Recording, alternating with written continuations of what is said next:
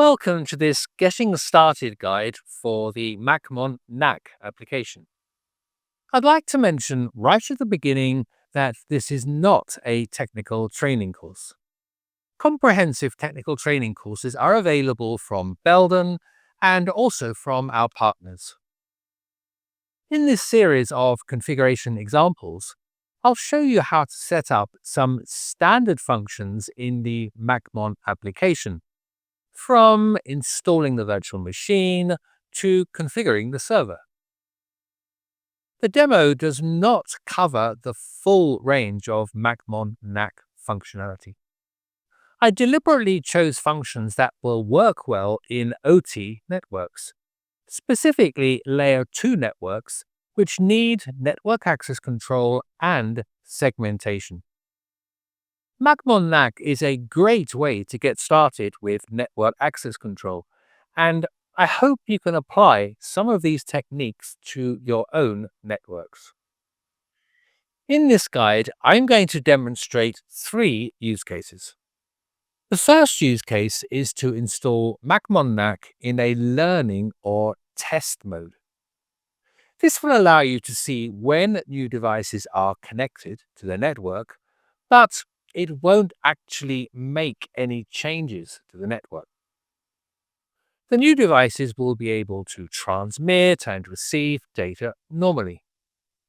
This is an effective way to test network access control on your network without affecting normal operation. But of course, it does not offer any network protection. The second use case will demonstrate how to control which end devices get access to your network. macmon offers several methods to handle unauthorized devices. One method is to disable the ports that unauthorized devices are connected to. Another is to place unauthorized devices into a quarantine VLAN. I'll show you both methods, together with the pros and cons of each. The third use case goes beyond standard network access control. I'll configure 3 groups of devices. Devices can only communicate within their own group. Membership of these groups is independent of physical location on the network, which is a big advantage over segmentation using port-based VLANs. This is a live demo, so let me show you the equipment I'll be using. I have a Hirschmann IT MTS2624, which is acting as an aggregation switch. As its name suggests, the MTS2624 is a standard IT switch. There are 2 switches connected to the MTS2624. One is a RS40 rail switch. The rail switch family is our best-selling switch ever, with over 1 million in the field. The other is a BRS52. This Bobcat switch is a state-of-the-art DIN rail mounted switch. I chose these 3 switches to show that macmon NAC works with a broad range of products. For end devices, I have a Net Module MB800 wireless access point, a Raspberry Pi, and my Dell laptop. Here is a topology map of how the devices are connected. Note that the macmon NAC virtual machine is running in VirtualBox on the Dell laptop. From the IP addresses, you can see that this is a flat Layer 2 network, which represents a typical OT network. Generally, only selected devices will need to route data out of an OT network. And it's common that for security reasons, the end devices do not even have a default gateway configured. Okay, there's one last housekeeping task before we get started. If you would like to follow along with this demo, you will need the macmon software and a license. You can get these from macmon.eu or belden.com. In terms of hardware, you can complete almost all the tasks I'll show in this video by using a single managed Ethernet switch, a PC, and a device which responds to pings. Okay, let's get started. The first step is to install the virtual machine, VM for short.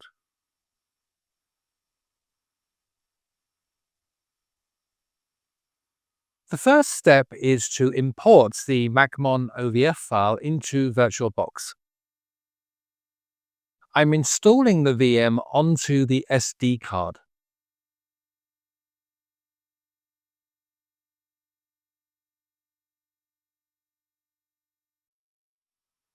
I'll be using an external USB Ethernet adapter for the VM, so I'll use the real MAC address. Importing the VM takes a while, so I'll speed up the video.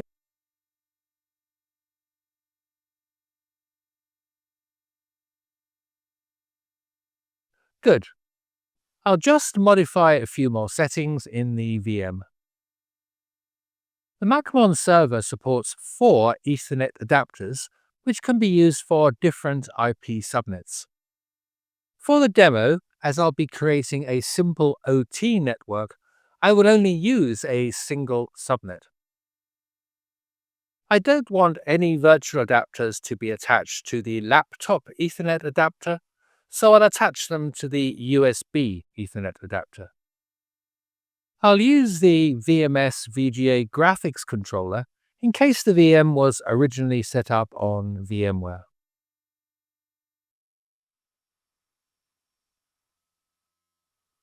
Okay, the virtual machine is installed. Now we need to configure it to optimize the settings for our macmon server. Let's start the VM.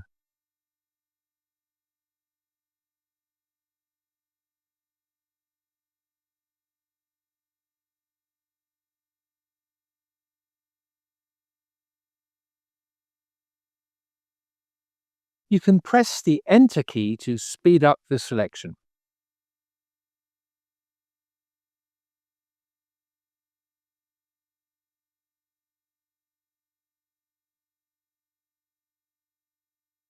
Good.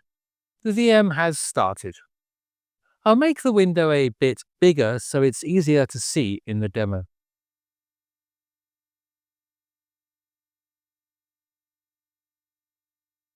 If you're not familiar with VirtualBox, here's a tip which will save you some frustration. Sometimes your mouse pointer or keyboard will get stuck inside the VM window. If this happens, you can release the focus from the VM using the host key. The host key is shown on the bottom right of the VM window, usually the right control or left command key. If you prefer a different key, you can change it. Go to the menu File, Preferences, Input. Just click in the shortcut box and press the key you prefer to use. I'm using a German keyboard, so the shortcuts are shown in German.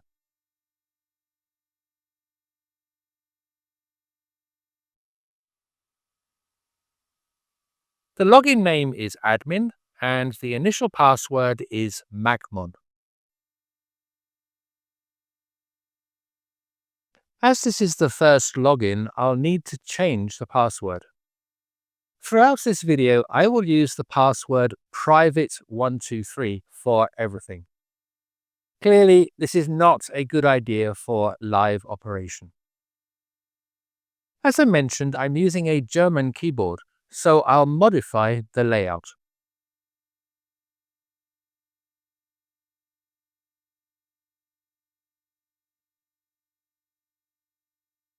Use Ctrl X to exit, Enter to confirm the file name, and Y to overwrite. Now a reboot.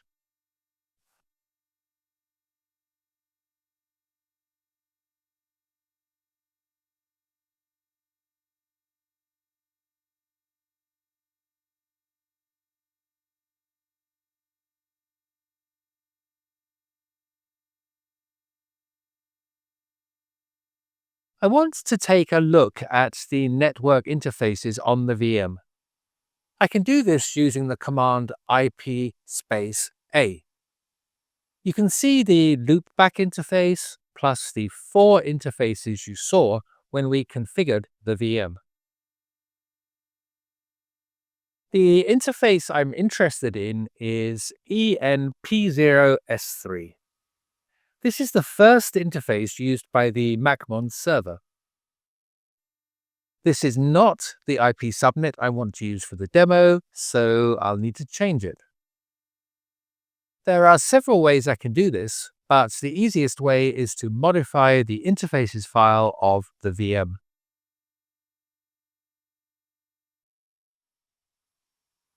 You can see that the ENP0S3 interface is set to DHCP. I'll change it to a static IP address as you saw in the network topology diagram earlier. I haven't actually got a gateway or router in the network, so I'll use the lowest IP address in the range, which is traditional. I'll now restart the network service. In this command, you could also substitute Network Manager, all one word, for networking, or you could set the interface down and then up again.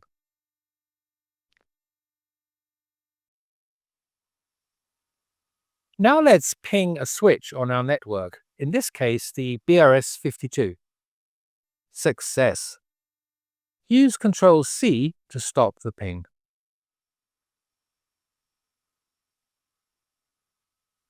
Right, the VM is configured.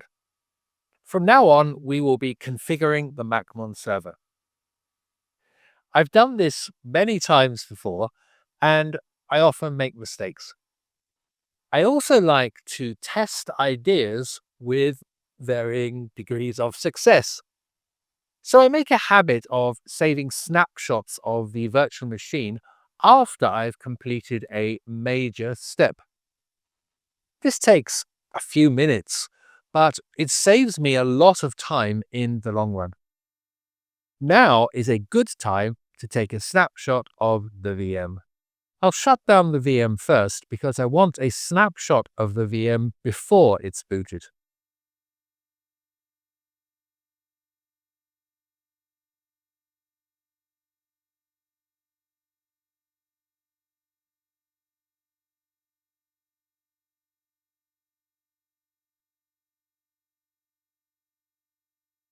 Use a meaningful name for the snapshot.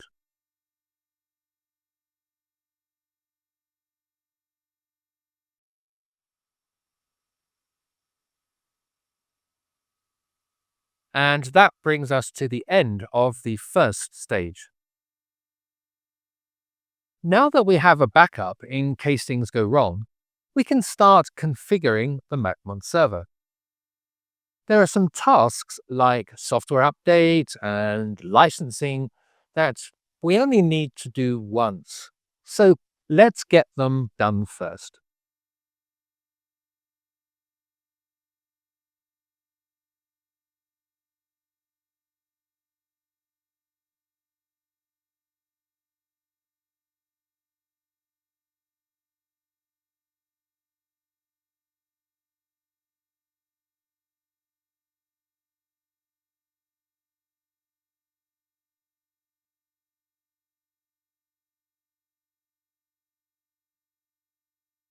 Take a look at the version number of the macmon VM, 6.1.0-3797. There's a newer version available, so we need to do an update. There are also a few other housekeeping tasks to be done with the server. But now we can use the graphical user interface. We connect to the IP address of the macmon server at port 4443.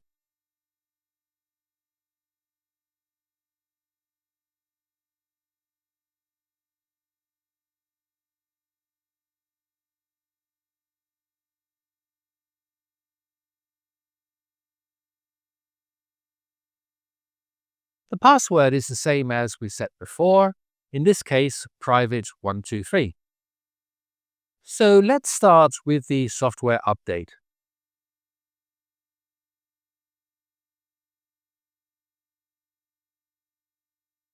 Select the macmon appliance update file.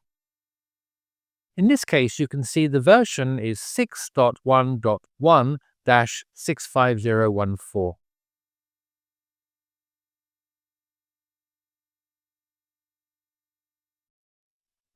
Upload the file.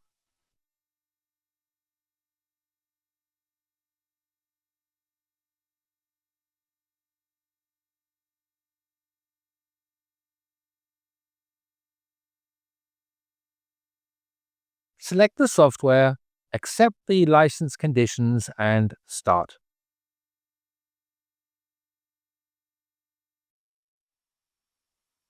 The update process takes some time, so be patient. My update is especially slow as I'm running everything on an SD card. When the update is complete, select the Appliance Configuration menu at the top of the screen and go to SNMP. Here we can update the SNMP credentials for the local host. Change the location and contact.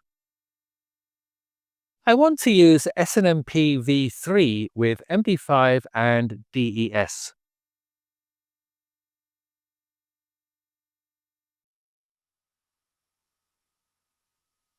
If you haven't guessed the password, it's private123.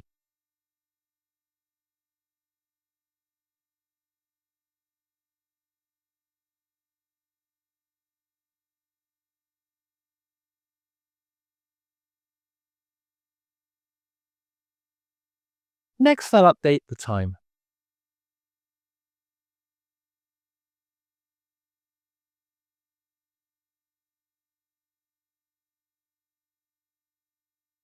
In a live setting, you should use a time server.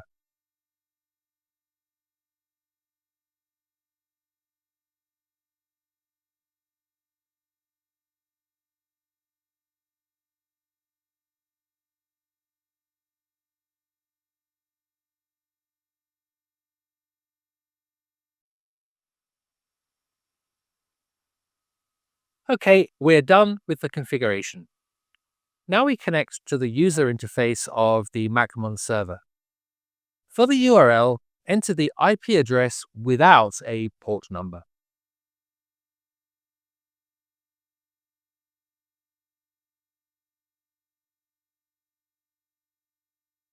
Okay, the first thing you notice is that we need a license. If you look at the left panel of the screen, you see there are very few menu items. Click the Upload License to go directly to the licensing page. As you can see, nothing is licensed. Scroll down the screen, select the license file and upload it.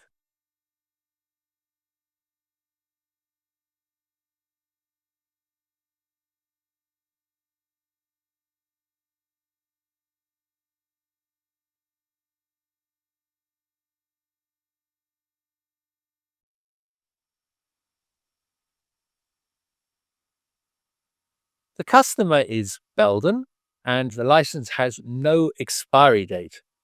This is an employee license. macmon licenses are based on subscription, so for commercial licenses, the expiry date will be displayed here.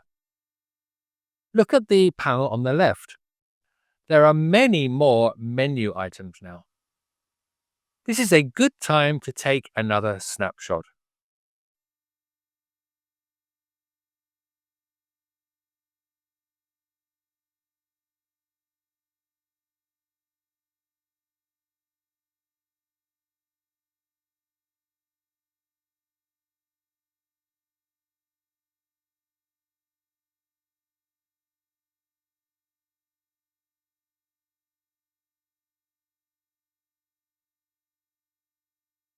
macmon can use several protocols to configure network devices. The three Ethernet switches are already configured to use SNMP v3.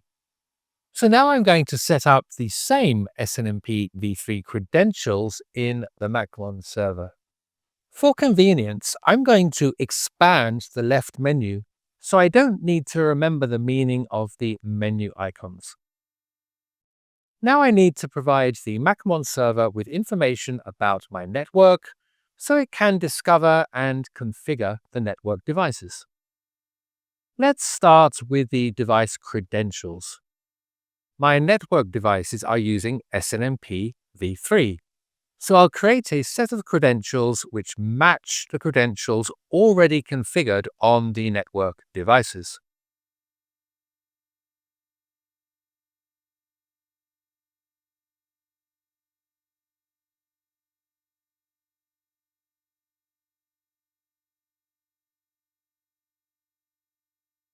I'll select the traps option just in case I want to use it in the future. Let's just check the passwords. Very familiar.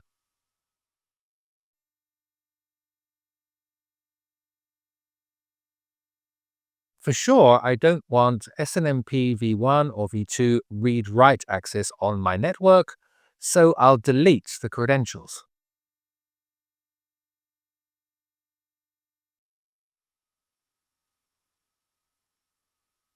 As this is a demo, I'll keep the SNMP v1 read-only option, but I'll update the community name.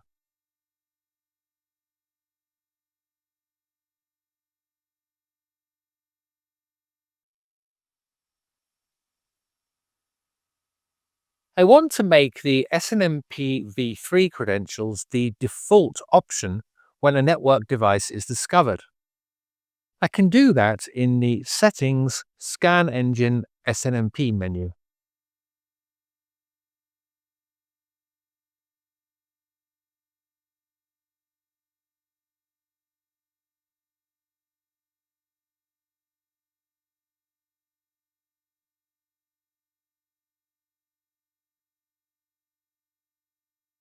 Although I already set the SNMP v3 credentials for the macmon server localhost, I just want to check them. I go to the Network Devices menu. Selecting the local host entry gives me a lot more information about the server. I can deduce from this screen that the credentials are correct, but I want to check anyway. Looks good. I'll make one more configuration change for SNMP. I go to the Settings GUI menu. I change the network device label from address to sysname. Now macmon will display the device system name rather than the device IP address. Of course, this is purely cosmetic, but I find it to be more user-friendly. We're finished with the SNMP credentials. Before we go any further, let's take a look at the dashboard. One of the mistakes I made when I first started configuring macmon was that I did not pay much attention to the dashboard. I kind of assumed that it was just used for live operation. But luckily, I soon realized that the dashboard has some great functions for use during configuration. For example, it's very useful to be aware of the status of components like network devices, end devices, and connections. Also, the dashboard provides some handy links to other menus. So, let's take a closer look. For this Getting Started demo, the two main areas of the dashboard we'll concentrate on are the configuration status and the network status.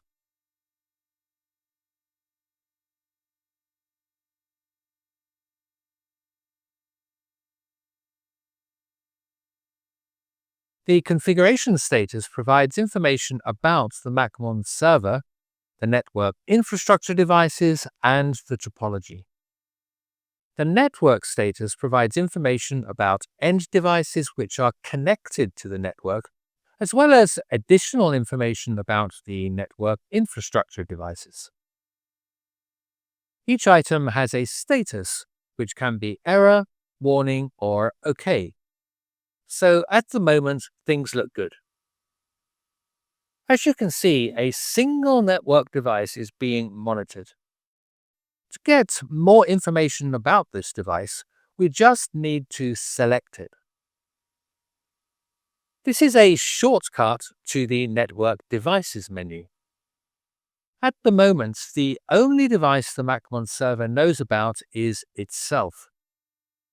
Going back to the dashboard, we can see that the only warning concerns a device where network access control has not been enabled. But we are not that far into the configuration yet, so the status is nothing to worry about. As you just saw, the dashboard displays information about network infrastructure devices. So this is a good time to check out device categories and classes. Let's look at these network infrastructure devices in more detail.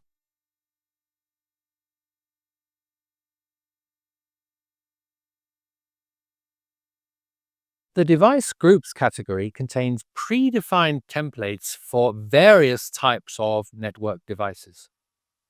By digging down into the switch category, we can see the actions that macmon will carry out on devices which have been defined as switches. This includes reading information about topology, interfaces, and VLANs. Also, default credentials.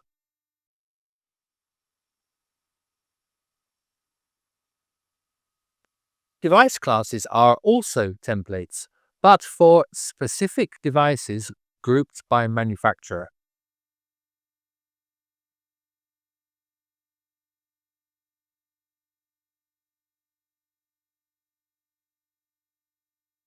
This gives macmon access to manufacturer-specific or device-specific information.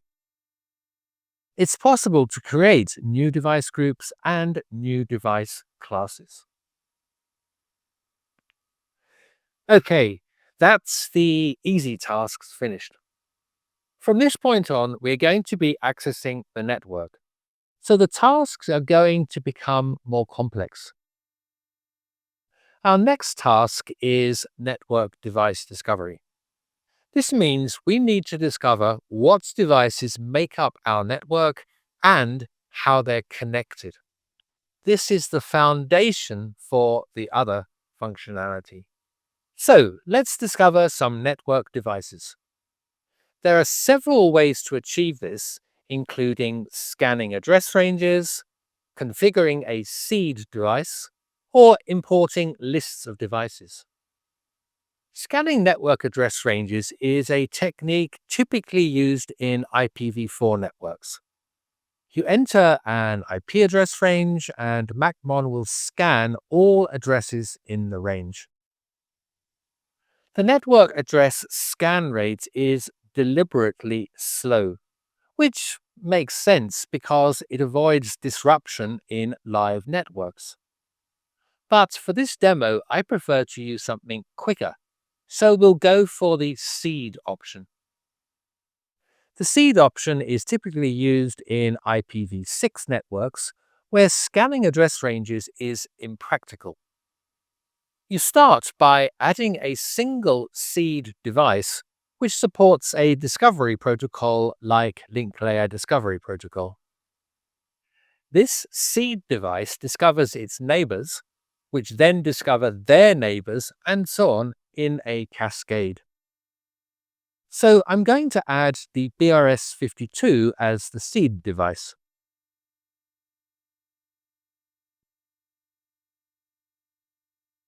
For now, I don't want to enable NAC. I'll ignore the device class. macmon should be able to discover this itself. I want the discovered devices to be defined as switches. I don't want to scan using all these protocols. I know that my switches are configured to use SNMP v3, so the other options are unnecessary. Statistics are always good to have.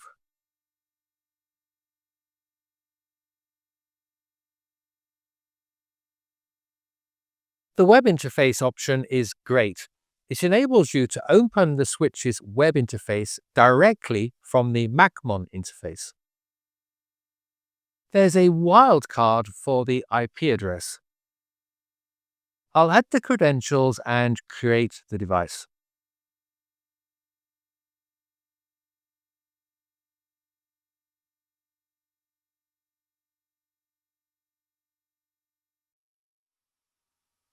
The status looks good. The switch type has been correctly identified. What's missing is the interfaces. These will have been scanned by now, so I'll refresh the screen. 12 ports, exactly correct. Let's take a look at them. There are 12 ports, but only 10 are displayed, so I'll increase the display number. Now you can see the attached devices.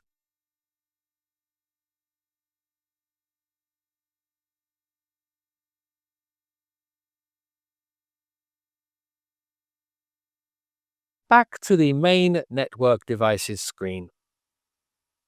We used the BRS52 as the seed device. Now we can look in the device suggestions menu to see which other network devices have been discovered. So we have the MTS 2624 on port 11 and the RS40 on port 12. The third device we saw in the BRS52 interfaces screen is the Raspberry Pi, which is not a network infrastructure device, so it's not listed here. Let's add these two switches to the network devices group.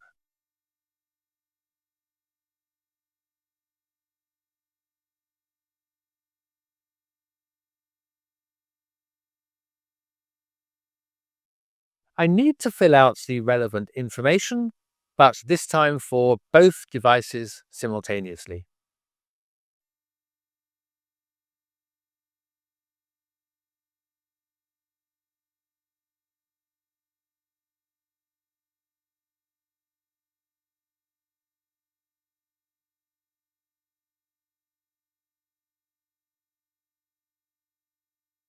And there we have it.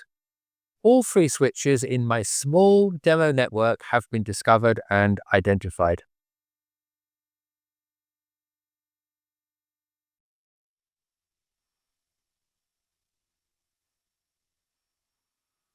Let's check the dashboard.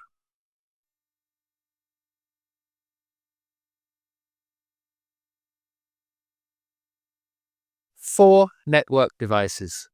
NAC not enabled on any of them.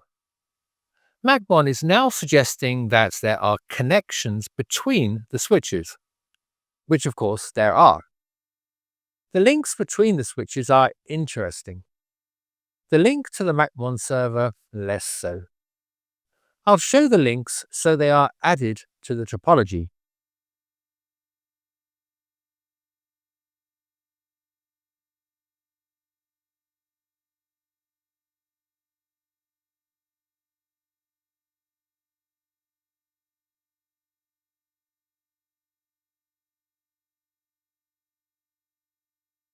Looking at the dashboard, I can see that the link to the macmon server was not added. I don't need it, so I'll hide it.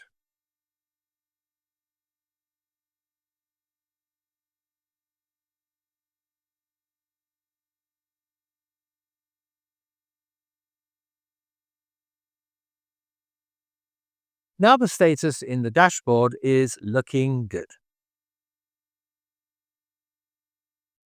Okay, my demo network only has 3 switches, but you can see how easy it will be to discover a large network topology. There are a few interesting things happening in the dashboard now, but As I just mentioned topology, let's take a look at the network topology map.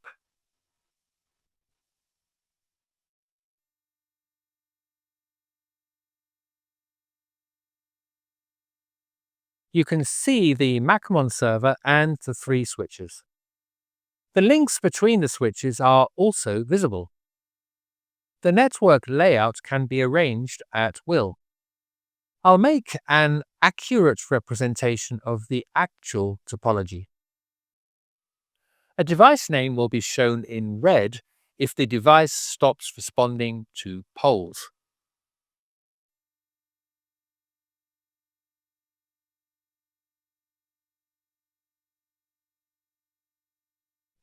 Other elements can be added to the topology map. These are available in the Settings Topology menu.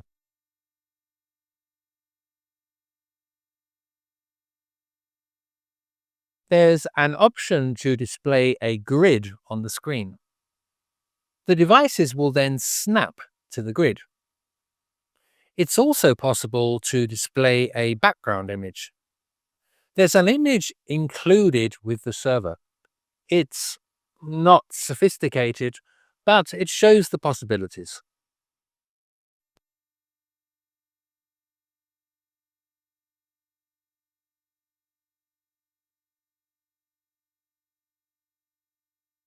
Now you see the background image.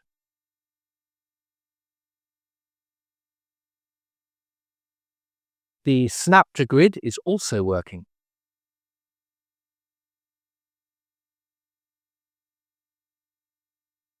The mouse wheel can be used for zooming.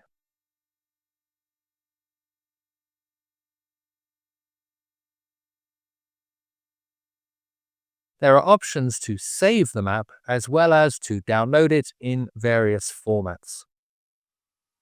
The display is not very interesting with such a small network. But for live operation with a real network, it provides essential topology and status information. I think I'll save another snapshot.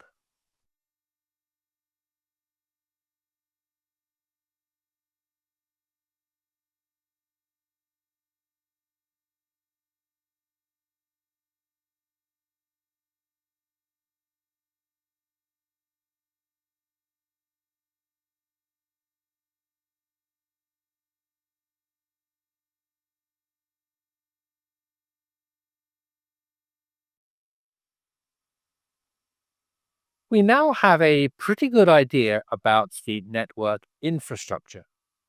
But, as its name suggests, the purpose of macmon NAC is network access control.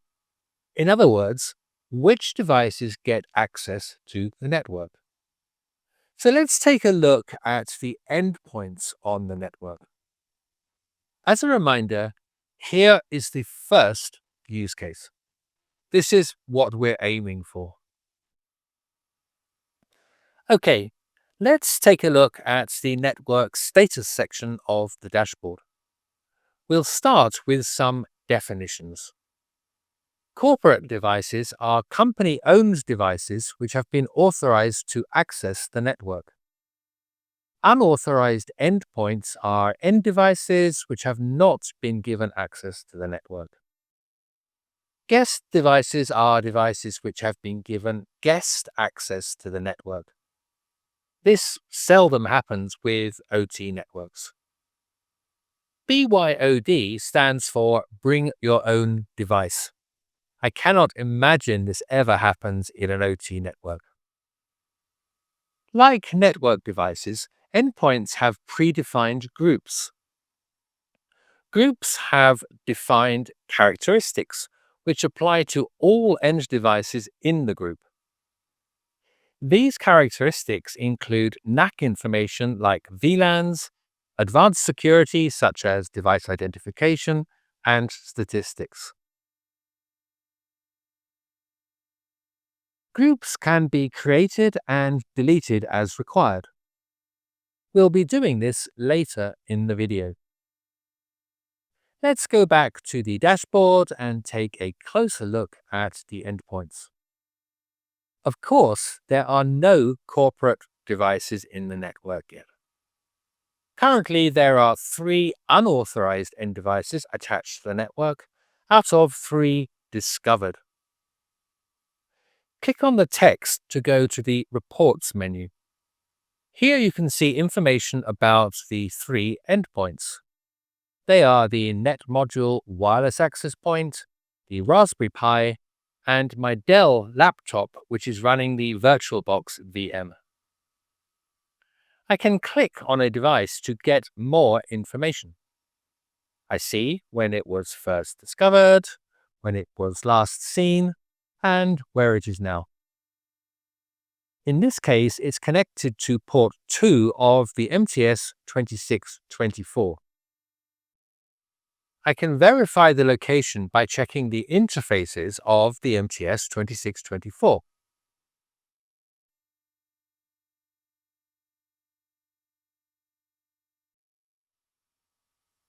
And there is the net module device. Just as a quick reminder, here's my original network drawing showing the switches and the end devices. Now we know where the end devices are connected, let's dig a little deeper into their status. Remember the entry in the dashboard, 3 unauthorized endpoints.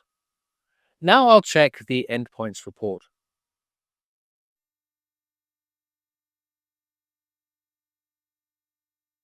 There are no authorized MAC addresses, 3 unauthorized MAC addresses, and a total of 3 MAC addresses. Now I want to convert my Dell laptop to an authorized device, in other words, a corporate device. All I need to do is open the laptop entry and add it to a group. In this case, I'll select the default group.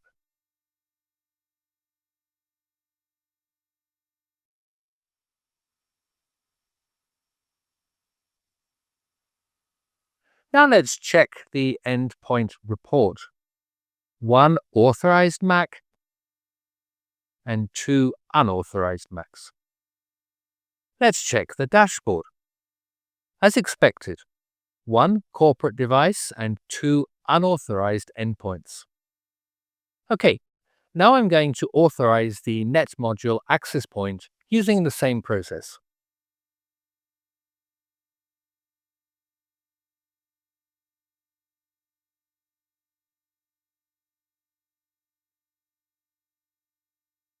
I'm going to summarize the dashboard again. It's important that you understand this. There are 2 authorized devices, which are my Dell laptop and the net module access point, 1 unauthorized end device, which is the Raspberry Pi, and NAC is not enabled on any network device. In other words, NAC is not enabled for the switches. Now I'm going to show you some pings. I'm pinging from my laptop with the IP address ending in .100 to the Raspberry Pi with the address ending in .70 and the net module access point with the address ending in .80. Both pings are working.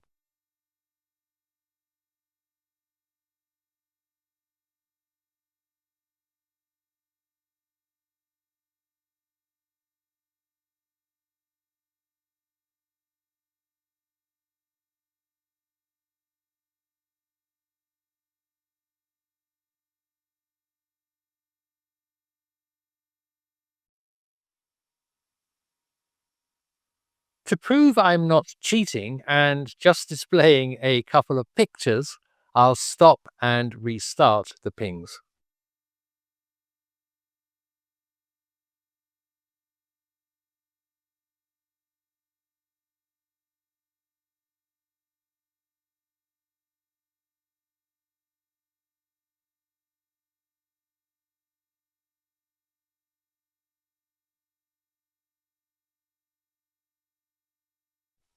Before we go any further, let's recap what's happening here.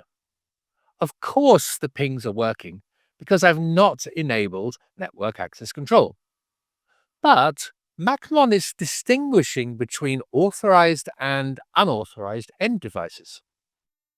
So what does this mean? It means macmon has a learning mode, which you could call a test mode. You can roll out macmon on your network, even a live network, and it will have no effect on the operation of the network because NAC is not enabled. You can authorize your known endpoints. If at some future time an unknown endpoint is connected to the network, it can still send and receive data, but you will be notified that there's a new device on the network, and you can decide how to react. This is a great way to see what would happen if you enabled NAC on your network, without the risk that you might block a device unintentionally. You could leave macmon in this state for a week, a month, or even forever. So that's the first use case completed successfully. Okay, we've reached a major milestone. We are also about to make a big change to the macmon operation. So let's be sensible and save another snapshot.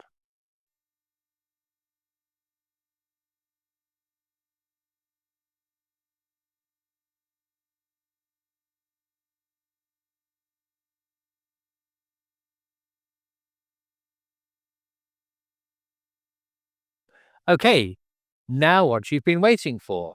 Time for some action. Let's get started on the second use case, real network access control. We'll begin with the first option for NAC. Here's a reminder of the second user case, option 1. To prevent unauthorized devices getting access to the network, macmon will disable switch ports where these unauthorized devices are connected. So, to recap, we have two authorized devices, which are the Dell and the Net module, and one unauthorized device, the Raspberry Pi. Now let's take a look at the web interface of the BRS-52.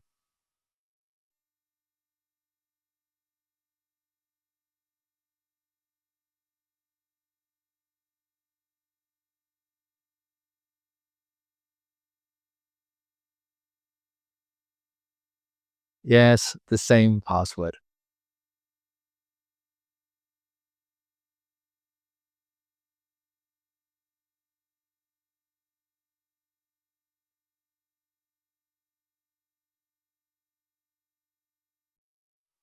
The state column indicates the port admin state. The port on column allows the state to be changed manually. So currently all ports are enabled. The link current settings indicate whether there is a link on the port.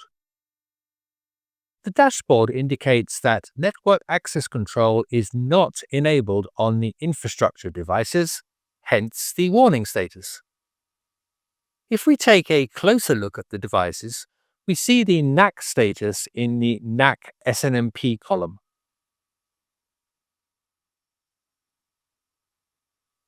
I select all the devices and then activate NAC.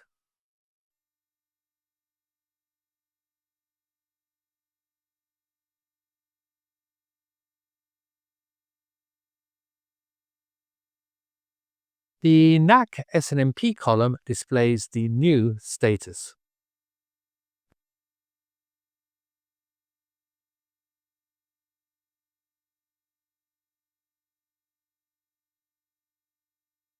This is also reflected in the dashboard configuration status pane.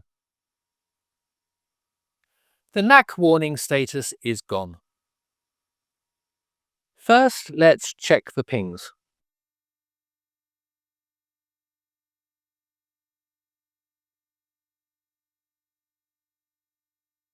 The pings to the Raspberry Pi have stopped, which is what we would expect as this is the unauthorized endpoint. Now let's look at the port status on the BRS-52. A quick screen refresh. Port 7 is now off. So macmon has disabled port 7. I'm now going to move the Raspberry Pi from port 7 to port 9.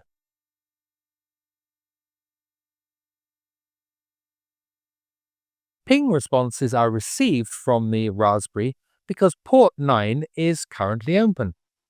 Let's wait a few seconds. macmon has detected that the unauthorized device is now connected to port 9 and has closed port 9. A refresh of the web interface confirms this. Just as a test, I'll manually enable port 9.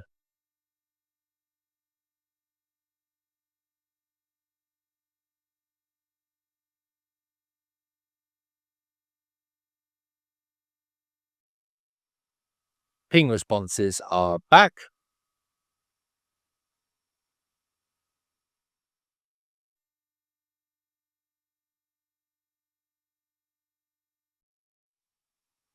And macmon disables port 9 again.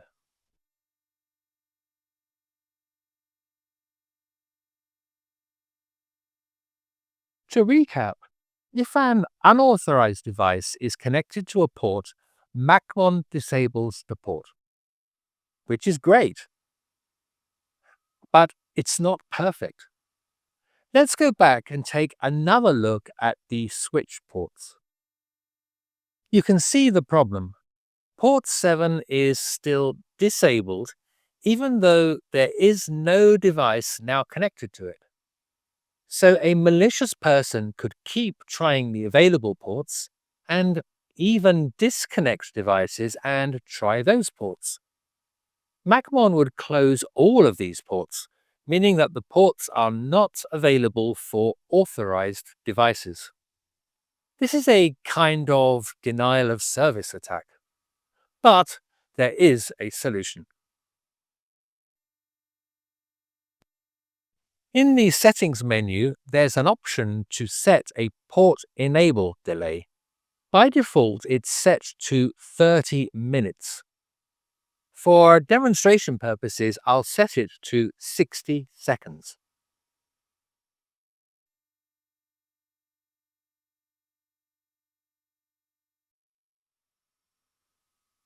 Okay, let's enable the switch ports again.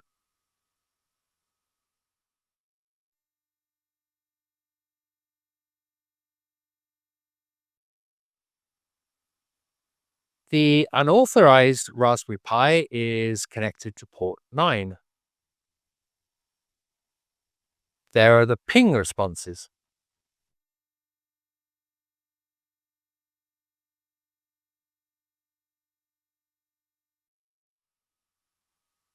macmon has closed port 9. Now we'll wait for 60 seconds.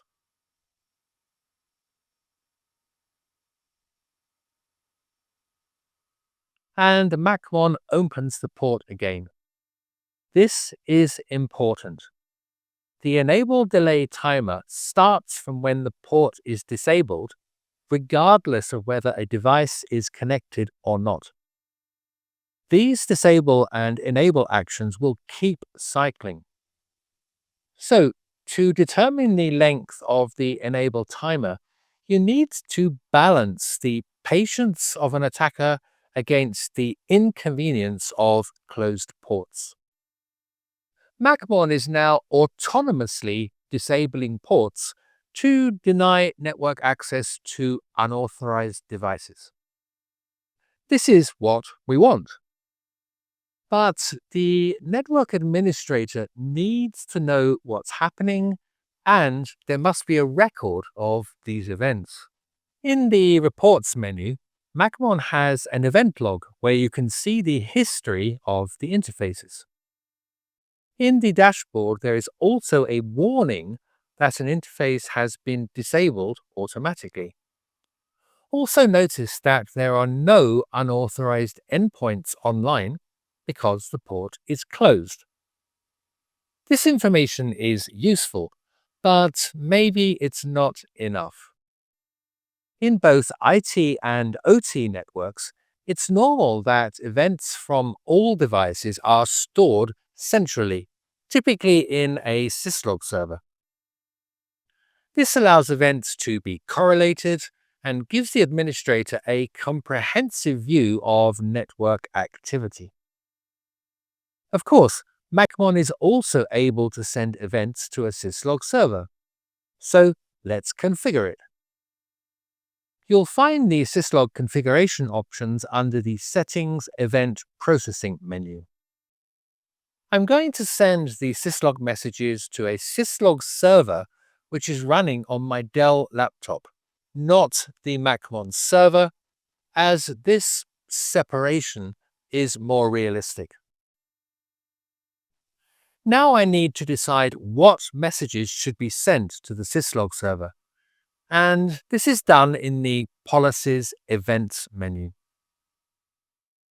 There are already many predefined actions, but not the one I want. Rather than creating an action from scratch, I'll find an existing action which is similar to what I want and modify it.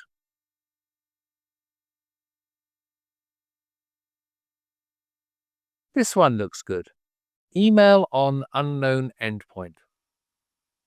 So first I'll duplicate it and modify the name and description.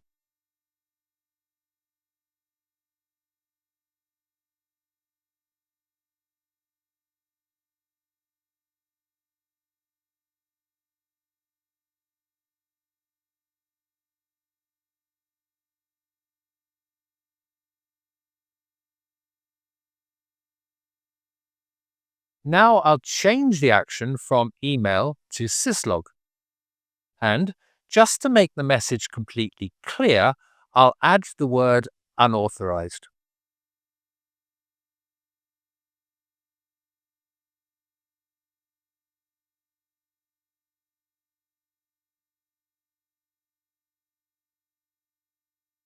Oh, it's still shown as a copy, so I'll edit it.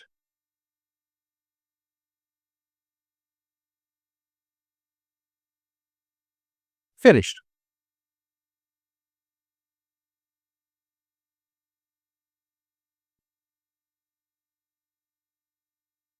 Now I'll start my syslog server.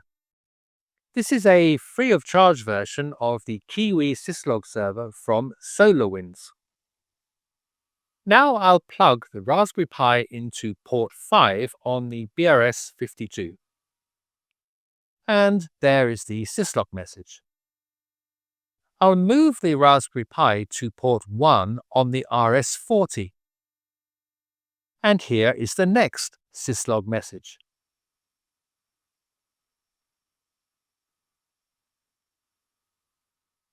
The dashboard display is lagging slightly behind, but this is fine. So that's option 1 of our second use case. It has some advantages. For example, it's simple. If an unauthorized device connects to the network, disable the port. And it has one very big advantage. No changes are required to the switches. But it also has some disadvantages. For example, disabling a port will probably generate alarms on the network management system. And in my personal opinion, closing ports just seems like the wrong thing to do in a network. So it's good that macmon offers an alternative for our second user case, based on VLANs rather than closing ports. And that's what we are going to do next. Here's a reminder of the second use case, option 2. macmon can modify VLANs on switches, but it cannot create them. To put unauthorized devices into a separate VLAN, basically a quarantine VLAN, we first need to create the VLAN on all switches in the network. For brevity, I'll demonstrate this on the BRS-52.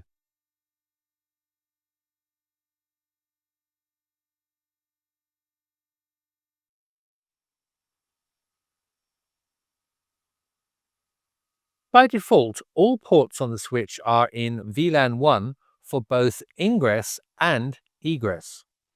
The VLAN configuration menu shows the egress rules. So now I'm going to create the quarantine VLAN, and I'll give it the VLAN ID 999. Note that I will not add any ports to this VLAN. This means that data with VLAN ID 999 cannot leave any of these ports, including the uplink ports to other switches. In other words, data in VLAN 999 has reached a dead end.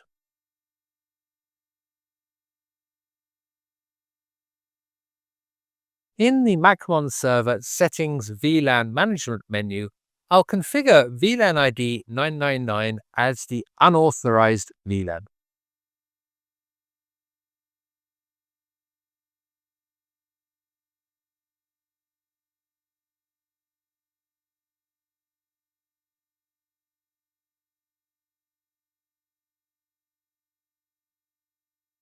Okay, the pings to the Raspberry Pi have started because macmon has enabled the port in accordance with the previously configured port enable delay parameter. The ping responses have stopped again. Let's check the BRS-52's ports. This time all the ports are still enabled, even though the ping responses have stopped. Now let's check the VLAN ports menu.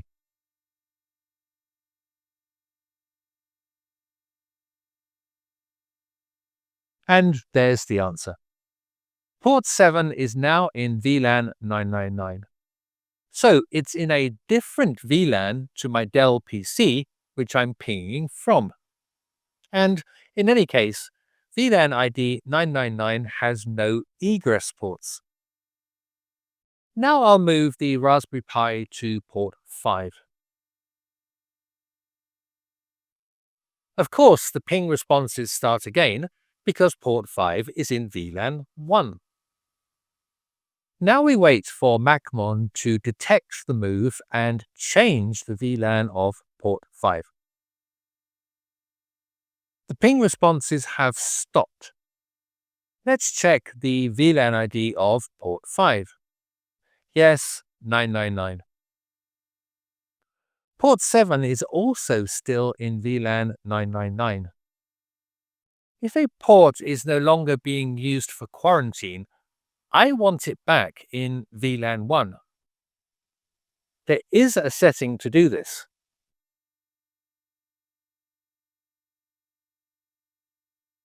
In the Settings VLAN Management menu, there's a parameter called Isolation VLANs. This is the VLAN ID which macmon will apply to ports which have no link. As I said, I want to use VLAN 1.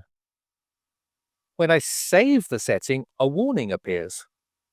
There is already a port with no link and a VLAN ID which is not 1. Of course, this is port 7, which was originally used by the Raspberry Pi. I'm happy for macmon to change the VLAN ID of port 7 back to 1. But I'm going to check anyway. I refresh the display. Port 7 is now in VLAN 1. This is exactly what I want. Just to double check, I'll move the Raspberry Pi back to port 7.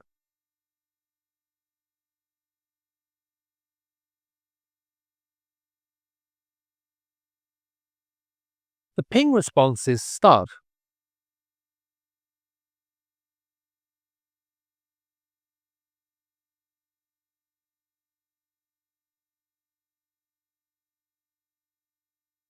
Then stop. I refresh the BRS-52 screen. Port 7 is in VLAN 999 and port 5 is in VLAN 1. Perfect. In the next section of this video, I'm going to make some bigger changes to the macmon server. So now is a good time to take another snapshot.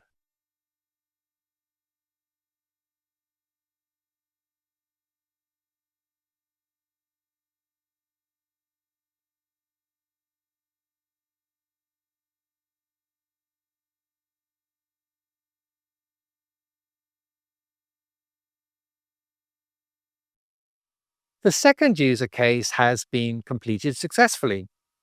Now comes the grand finale, use case 3. Here's a reminder of the topology.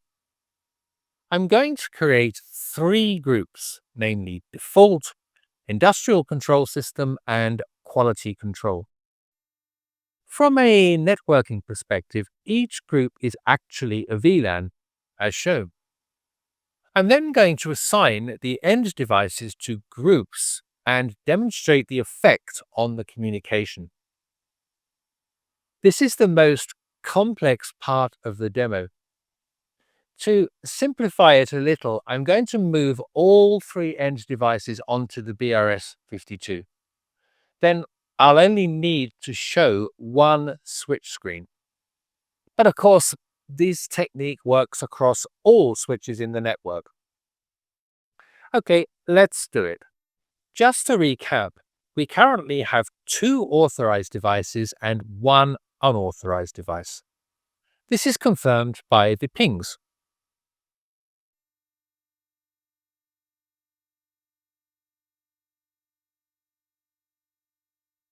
I'll add the Raspberry Pi to the default group to authorize it.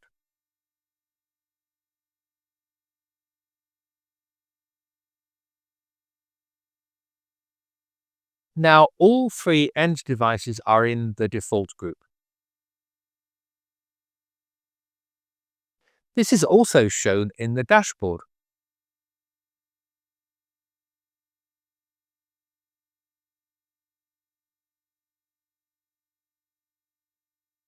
And the pings confirm that all 3 devices can communicate. Now, in the BRS-52, I'll create the 2 VLANs that you saw in the topology diagram.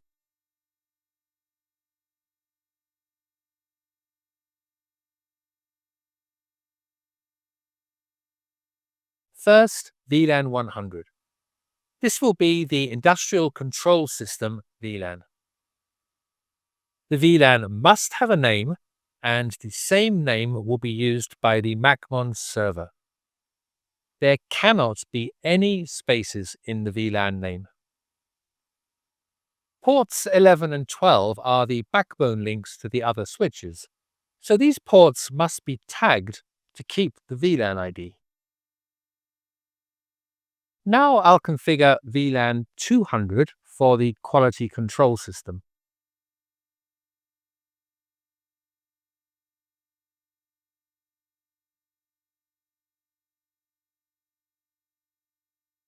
I want to point out something important.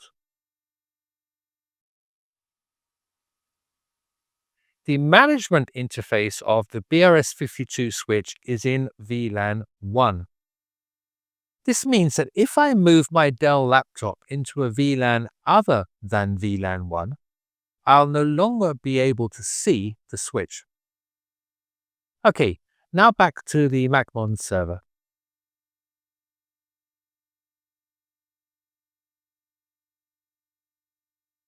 I'm going to delete all these endpoint groups apart from default.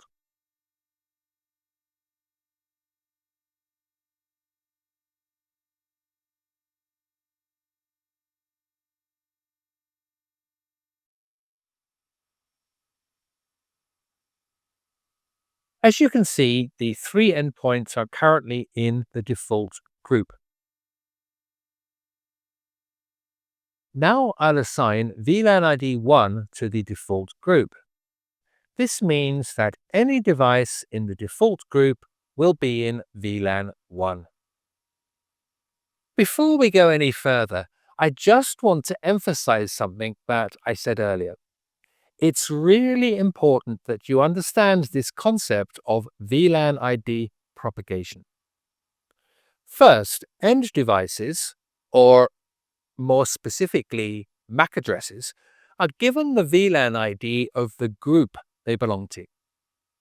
Second, as you've already seen, ports on the switches are given the VLAN ID of the MAC address that's connected to them.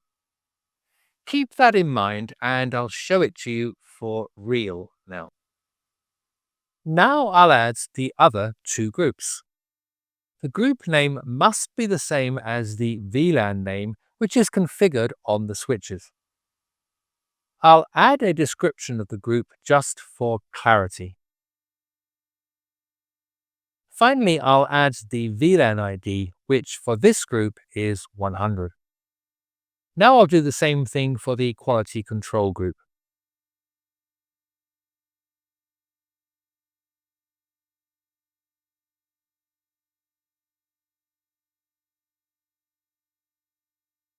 Okay, we have the three groups with all devices in the default group. Let's just check the port VLAN IDs on the switch.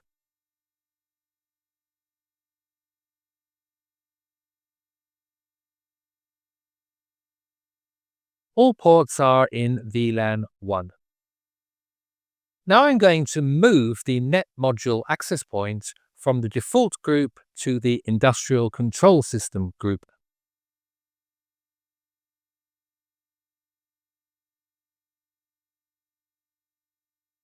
The pings from my Dell to the net module device stop because the devices are now in different VLANs. Next, I'll move the Raspberry Pi into the quality control group.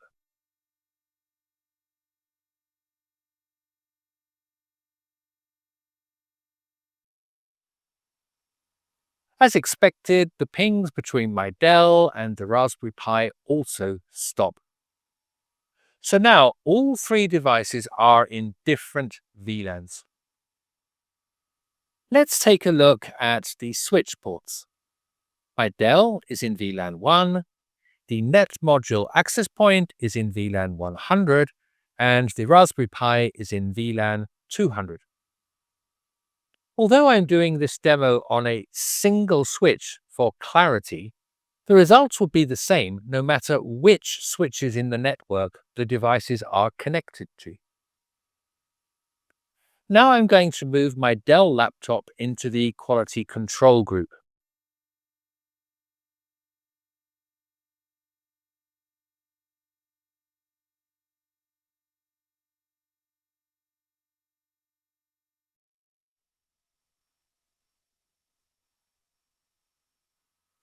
As expected, the pings to the Raspberry Pi, which is also in the quality control group, are now being answered. But, as I explained earlier, I cannot show you the switch ports because my Dell laptop is now in a different VLAN to the BRS52 management interface, which is precisely what I intended. And that brings us to the end of the demo. For good housekeeping, I'll now shut down the macmon server.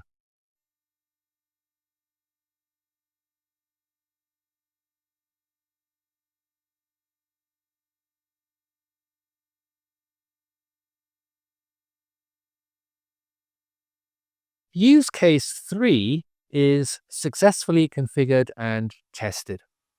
Here's a reminder of what we achieved.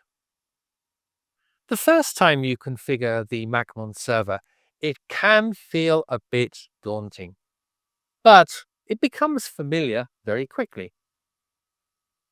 As I said right at the beginning of this video, macmon has a broad range of functionality. I chose to demo the features in the video for several reasons. This kind of network segmentation works very well in OT networks. It does not require authentication servers. There's no complex configuration on the switches. The VLANs are dynamic. And best of all, a network access control and segmentation can be configured centrally for the complete network, rather than configuring individual switches. macmon NAC is a great way to add security to an OT network. I hope this video helps you to get started with your implementation of network access control.